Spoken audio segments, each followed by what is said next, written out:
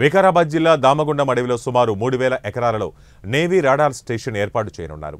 రామగుండం అడవిలో navy radar station ఏర్పాటు చేస్తే వన్యప్రాణులకు, వృక్ష సంపదకు తీరని నష్టం జరుగుతుందని, నేవీ రాడార్ స్టేషన్ నుంచి తీవ్రమైన రేడియేషన్ సమస్యలు ఏర్పడతాయని, స్వచ్ఛమైన వాతావరణం కలిగి ఉన్న వికారాబాద్ ప్రాంతాన్ని అభివృద్ధి పేరుతో నాశనం చేయకూడదని, అడవిలోని ప్రతి చెట్టును కాపాడుకుంటున్నామని దామగుండం అటవీ చుట్టుపక్కల ఉన్న గ్రామస్తులు, దామగుండం అడవి సంరక్షణ సమితి సభ్యులు నేవీ రాడార్ స్టేషన్ ఏర్పాటును వ్యతిరేకిస్తున్నారు.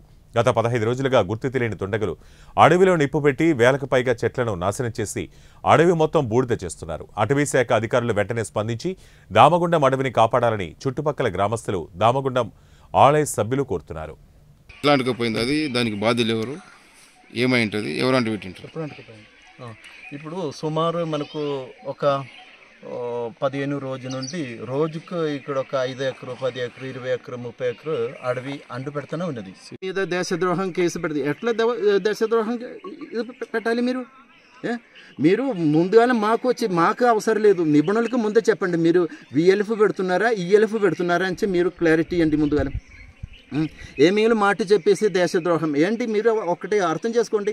ఇప్పుడు దీనికి ముందే ఇదే ప్రాజెక్ట్ ఎక్స్ట్రీమ్లీ లో ఫ్రీక్వెన్సీ అమెరికాలో మిచిగన్, విస్కాన్సిన్లో పెట్టినప్పుడు అక్కడ ఉన్న ప్రజలకు రోగాలు స్టార్ట్ అయిన తర్వాత ఆ ప్రాజెక్ట్ అక్కడ తీసేసి అమెరికన్ ప్రభుత్వం కొన్ని వేల కోటి రూపాయలు ఖర్చు చేసిన ప్రాజెక్ట్ అక్కడి నుంచి తీసేసి ఆ అమెరికన్ ప్రజలకు మీద ఉన్న దయా కరుణ మన ప్రభుత్వం మన మీద ఎందుకు చూపిస్తలేదు?